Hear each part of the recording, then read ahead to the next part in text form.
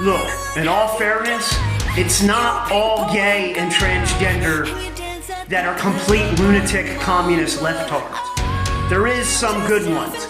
They're a very small population, 1% maybe. But I'll give you two examples. Blair White, Jeffree Star. Jeffree Star doesn't even call himself a woman, he calls himself a man. He works in the fashion industry. That's where this originally started, was fashion. It was a fashion trend, okay? And I don't even see Jeffree Star as a political figure. Now, Blair White, on the other hand, is a full-on transgender. She's been on Alex Jones. She's even been on Fox News. And she's not a lunatic. And she calls herself a Christian conservative.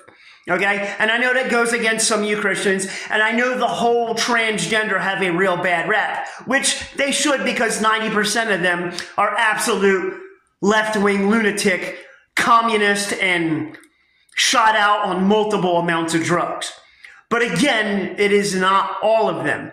We are individuals. We do not judge people in groups. We judge people as individuals. Okay? So remember that as a conservative or a libertarian. And even me, even some of you that look at my channel and you might catch me derogatory towards gay and transgender communities. I'm not talking to you on the right, and you should know that. I'm talking to these wackadoodle communist, democratic, socialist idiots that think they're so much smarter than everybody when they're actually just lunatics. And they're mentally ill, for real. All right? And I don't have a problem if you want to be transgender. You leave kids alone. I understand it was a fashion statement. I understand there's a need. There's a world for it. That's your choice. That's part of freedom. All right?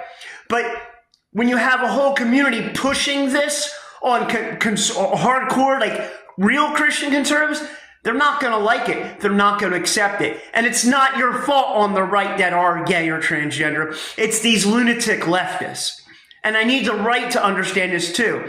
We don't judge every individual or every individual in a group. We judge them as individuals.